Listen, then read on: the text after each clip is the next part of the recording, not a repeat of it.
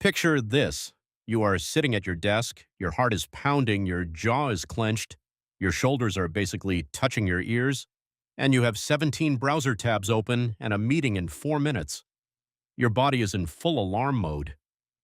And right now, in this exact moment, there is a technique that monks have been using for centuries that can physically lower the stress hormone flooding your bloodstream in under 90 seconds, not in theory, not someday, right now. And by the end of this video, you are going to know exactly how to do it. My name is not important right now. What is important is that about 3 years ago, I was running on cortisol the way most people run on coffee. I did not even realize it. I thought feeling wired and anxious and always slightly on edge was just my personality. I thought that was just who I was. It took one conversation with a researcher who studies contemplative practices to completely change how I understood my own nervous system. And today I am sharing everything I learned because this is one of those things that once you know it, you cannot unknow it. So let us start with cortisol itself because you have probably heard it called the stress hormone and left it at that. But cortisol is actually far more interesting and far more important than that simple label suggests. Your adrenal glands, which sit right on top of your kidneys, pump cortisol into your bloodstream in response to perceived threat. And the word perceived is doing a lot of heavy lifting in that sentence. Your brain does not distinguish very well between a tiger chasing you through the jungle and an email from your boss with no subject line. Both register as threat. Both trigger the same hormonal cascade. In the short term, cortisol is genuinely helpful. It sharpens your focus, it mobilizes energy, it temporarily suppresses non-essential functions so your body can deal with the immediate crisis. But here's where it gets problematic. Modern life is basically a continuous stream of low-level perceived threats: traffic, deadlines, social media notifications, financial stress, news cycles. Your body was designed to spike cortisol, deal with the threat, and then return to baseline. It was not designed to live in a constant state of elevated cortisol, which is exactly what most of us are doing. Chronically elevated cortisol disrupts sleep, impairs memory formation, weakens the immune system, increases inflammation, and over time contributes to a genuinely alarming list of health problems. But here's the thing nobody talks about enough. You actually have tools built directly into your physiology to bring cortisol down fast. Your nervous system has two branches. You already know this on some level. You have the sympathetic nervous system, which is your fight-or-flight accelerator, and you have the parasympathetic nervous system, which is your rest and digest brake. And the remarkable thing is that you can deliberately activate that brake. You can consciously shift from one state to the other. That is the fundamental insight behind what monks figured out a very long time ago. Contemplative traditions across cultures, Tibetan Buddhist monks, Zen practitioners in Japan, Benedictine monks in medieval Europe, yogic traditions in India, they all independently arrived at breathing practices that look remarkably similar when you examine them closely. And modern neuroscience has spent the last few decades essentially catching up to what these traditions already knew. When you consciously manipulate your breath in specific ways, you are directly communicating with your nervous system. You are essentially sending a chemical message that says the emergency is over, you can stand down now. Here is the physiological mechanism, and I want you to really understand this because it makes the technique feel less like a wellness trend and more like the biological reality that it actually is. Your diaphragm, the large dome-shaped muscle under your lungs, has a direct connection to the vagus nerve. The vagus nerve is the longest cranial nerve in your body, and it is essentially the main highway of your parasympathetic nervous system. It runs from your brainstem all the way down through your heart, lungs, and digestive organs. When you take a slow, deep breath that fully activates your diaphragm, you are mechanically stimulating the vagus nerve. That stimulation travels up to your brain and triggers the release of acetylcholine, which is the primary neurotransmitter of the parasympathetic system. Acetylcholine actively counteracts cortisol. It slows your heart rate, it drops your blood pressure, it signals your adrenal glands to ease up on the cortisol production. This is not mystical, this is anatomy. But the monks knew it empirically through thousands of years of observation and practice before we had the tools to measure it. Now, the specific technique I'm going to teach you today is sometimes called extended exhale breathing, and it is the core of dozens of monastic breathing practices. The principle is this: when you inhale, your heart rate increases slightly. When you exhale, your heart rate decreases. This is a phenomenon called respiratory sinus arrhythmia, and it is completely normal. By making your exhale longer than your inhale, you spend more time in the heart rate lowering phase of each breath cycle. More time in that phase means more vagal stimulation. More vagal stimulation means more acetylcholine. More acetylcholine means lower cortisol. The math is elegant, the mechanism is real, and the beautiful part is that it genuinely works in about 90 seconds if you do it correctly. Here is exactly how to do it. First, find any position where your spine is reasonably upright. You do not need to sit cross-legged on a cushion. You can do this in your car, at your desk, on the subway, literally anywhere. Second, place one hand on your belly, just below your navel. This is not a spiritual gesture. It is a feedback mechanism. You want to feel your belly push outward on the inhale, which confirms you are breathing with your diaphragm rather than just your chest. Chest breathing is shallow and does not adequately activate the vagus nerve. Diaphragmatic breathing is the actual mechanic that makes this work. Third, breathe in through your nose for a count of 4, nice and slow. Feel your belly expand outward. Feel your lungs fill from the bottom up. Fourth, breathe out through your mouth or your nose if that is more comfortable, for a count of 8, twice as long as the inhale. This extended exhale is the key. This is where the magic happens. Make the exhale slow and steady. Imagine you are fogging up a mirror very gently. Fifth, repeat this cycle continuously for 90 seconds. That works out to roughly 4 to 5 complete breath cycles depending on your counting pace. That is it. That is the whole technique. 4-count inhale, 8-count exhale, 90 seconds. Monks in various traditions might spend hours in similar practices, but even this compressed version is enough to produce a measurable physiological shift. Research on slow-paced breathing has consistently shown that even brief sessions of 5 to 6 breath cycles per minute, which is approximately what this pattern achieves, can significantly activate parasympathetic tone and reduce markers of stress. Now let me address the thing you might be thinking right now, which is that this sounds too simple to actually work. And I completely understand that skepticism because I had it too. The problem is that simple and ineffective are not the same thing. The simplicity here is a feature, not a bug. Your nervous system does not need complexity. It needs the right signal. And this breathing pattern is precisely that signal. The simplicity is actually what allows you to do it anywhere, anytime, without preparation or equipment or privacy. Here is something that makes this even more interesting. Different monastic traditions added different layers to this core practice. Tibetan monks often combine the breathing with specific eye positions, directing gaze slightly downward and inward, which they observed produced an even deeper state of calm. There is actually a neurological basis for this too. Certain eye positions are associated with different autonomic states. Softer, downcast gaze tends to be associated with parasympathetic activation. Tibetan monks figured this out through observations centuries before neuroscience confirmed it. Some Zen traditions added a component of body scan awareness during the breathing, systematically relaxing each major muscle group from the face downward. The logic is that cortisol causes physical tension, and deliberately releasing that tension through conscious relaxation further amplifies the parasympathetic response. If you want to supercharge the 90-second technique, add 20 seconds of deliberate jaw unclenching, shoulder dropping, and hand opening before you start the breath cycles. Your cortisol reduction will be noticeably more pronounced.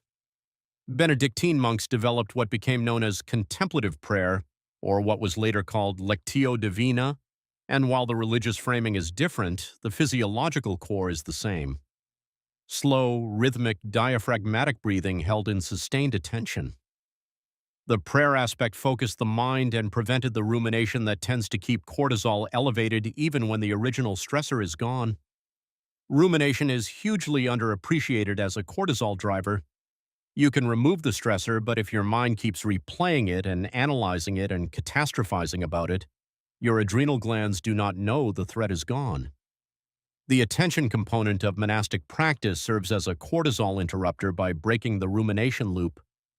This is why simply telling yourself to calm down does not work. Verbal self-instruction bypasses the physiological mechanism. You cannot think your way out of a cortisol spike. You have to breathe your way out of it. That distinction matters enormously for how you approach stressful moments in your life. Let me talk about timing, because when you use this technique matters almost as much as how you use it. There are 3 moments where it is especially powerful. The first is what I call the pre-storm window. This is the 10 to 30 minutes before you know a stressor is coming. Before a difficult conversation, before a presentation, before a high-stakes meeting. Using the technique proactively keeps your cortisol baseline lower so that when the stressor hits, the spike is smaller and you recover faster. Your starting point matters enormously. The second moment is during active stress. This is the scenario I described at the beginning. Heart pounding, meeting in 4 minutes, you are already activated. The 90-second technique works here too, though it is worth knowing that you are working against an already elevated baseline, so it may take 2 or 3 consecutive rounds to feel the full effect. The key is to start as soon as you notice the activation. The earlier you catch the spike, the easier it is to interrupt it. The third moment is what researchers call the recovery window, which is the period immediately after a stressful event ends. Most people experience the stress, breathe a sigh of relief when it is over, and then get pulled into the next thing. But cortisol does not immediately return to baseline when the stressor ends. It can linger in your bloodstream for 20 to 30 minutes, keeping your nervous system in a heightened state and making everything that follows feel more stressful than it actually is. Using the technique in the 5 minutes immediately after a stressor ends dramatically accelerates your cortisol clearance and means you enter the next challenge in a much better state. Monks did not have meetings or email, but they understood this principle intuitively. The periods of silence and stillness they maintained between activities were not passive. They were active recovery windows. They were deliberately clearing the physiological residue of one period before entering the next. We have stripped those transition spaces out of modern life almost entirely, and we are paying for it in elevated chronic stress. Now, I want to go deeper on something that I think is genuinely fascinating, which is what happens to the brain during this practice. When you activate the parasympathetic nervous system through extended exhale breathing, you are not just changing your hormonal state. You are shifting your brain activity. Research on experienced meditators shows that sustained slow breathing practices increase activity in the prefrontal cortex, which is your brain's rational executive decision-making center. They simultaneously decrease amygdala reactivity, which is your brain's threat detection and emotional alarm system. What this means practically is that after 90 seconds of this breathing, you're literally better at thinking. Your reasoning is clearer, your emotional reactions are less extreme, your ability to see multiple perspectives improves. This is why monks who have practiced these techniques for years often seem to have this quality of unshakable calm combined with exceptional mental clarity.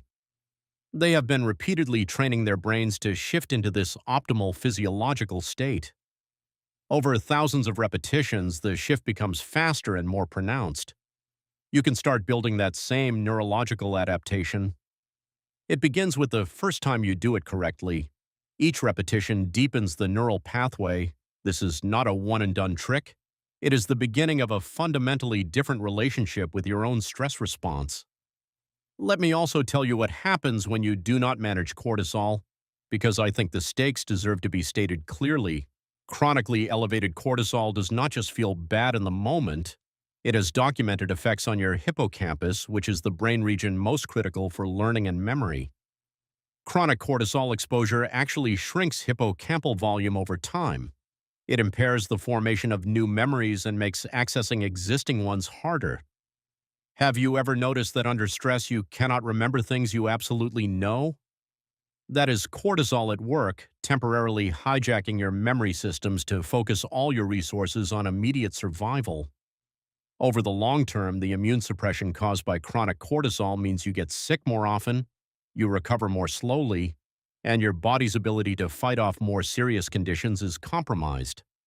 The inflammatory effects of chronic cortisol are now understood to be a significant contributing factor in cardiovascular disease, type 2 diabetes, and various autoimmune conditions. The sleep disruption from cortisol creates a vicious cycle because poor sleep itself raises cortisol the next day, which disrupts sleep the following night, and so on. Many people who struggle chronically with insomnia are in this exact feedback loop, and breaking that loop is exactly why I want to mention something here. For nights when your body simply will not power down, I personally use U-Sleep. It is a natural sleep aid formulated to gently lower the stress signaling that keeps cortisol elevated after dark, so your nervous system can finally drop into the deep restorative phases of sleep your body needs to actually recover. No grogginess, no dependency, just the physiological permission to rest. If chronic stress is stealing your sleep, click the link in the description below and give your body the reset it has been asking for. I am not saying this to frighten you. I am saying this because the stakes justify taking 90 seconds seriously. The technique I am describing is free, it requires no equipment, it produces no side effects, and it is backed by both thousands of years of empirical observation and a substantial body of modern research. There is essentially no reason not to use it. Let me walk you through a real scenario so you can see how this looks in practice. Imagine you are about to have a difficult conversation with someone. Your manager, a partner, a family member. You already feel the anticipatory anxiety building. Your thoughts are racing through worst-case scenarios. Your chest is tight. In this moment, most people either push through while fully activated, which makes the conversation go worse than it needs to, or they try to avoid it, which just prolongs the cortisol exposure. Instead, you find 2 minutes before the conversation starts. You sit upright in your chair, you place your hand on your belly, you take one slow breath in through your nose for 4 counts, feeling your belly push out, and then you let it out steadily for 8 counts. You do this 4 or 5 times. By the time you walk into that conversation, your cortisol is measurably lower, your prefrontal cortex is more active, your amygdala is less reactive. You are a genuinely different version of yourself than you were 2 minutes ago.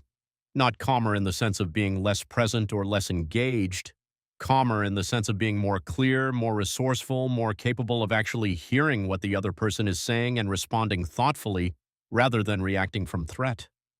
That is the practice. That is what monks built their entire way of life around understanding and applying. They were not trying to escape the challenges of their existence. They were trying to face those challenges from the most capable version of themselves. There is one more layer to this that I want to share because it speaks to why this works so much better with consistency. Your cortisol follows a natural daily rhythm. It is highest in the morning, peaks about 30 to 45 minutes after waking, and then gradually declines through the day. This morning, cortisol awakening response actually serves an important function. It mobilizes energy and prepares you to meet the day. The problem is that most people immediately pile acute stressors on top of this already elevated morning cortisol, phone notifications the moment you wake up, rushed morning routines, traffic commutes, conflict-laden news. By 9 in the morning, many people have already had a cortisol experience equivalent to a fairly significant acute stressor, and the day has barely started. Monks typically structured their mornings around the opposite approach: silence, slow movement, contemplative practice, intentional nutrition. Not because they were avoiding life, but because they understood intuitively that how you manage the morning cortisol curve sets the physiological tone for the entire day. Using the breathing technique in the morning, even for just 3 or 4 minutes, helps modulate the awakening response and sets a lower cortisol baseline from which the rest of your day unfolds. If you made one single change to your morning routine and that change was 4 minutes of extended exhale breathing before you looked at your phone, before you checked your messages, before you engaged with any external demand on your attention, the downstream effect on your cortisol levels and your mental clarity throughout the rest of the day would be measurable. Not theoretical, measurable. I want to be honest with you about something. I have spent time with this practice myself, and there is a learning curve. The first few times you try the 4-count inhale and 8-count exhale, you might find the exhale feels rushed or forced. That is normal. Your respiratory muscles need to learn to work differently. Some people find that starting with a ratio of 4 in and 6 out is more comfortable, and then gradually extending to 4 in and 8 out as the practice becomes familiar. Either way, the extended exhale is the key component. The exact numbers matter less than the principle of making the exhale substantially longer than the inhale. You might also notice that the first few breath cycles feel slightly effortful and then something releases around the third or fourth cycle. That is the vagal activation kicking in. That slight releasing sensation, which some people describe as a warmth in the chest or a softening of the shoulders, is a real physiological event. That is your parasympathetic nervous system genuinely engaging. When you notice it, you are right in the zone where cortisol is dropping. So here is what I want you to do after this video ends. Not next week, not when you are feeling stressed, today.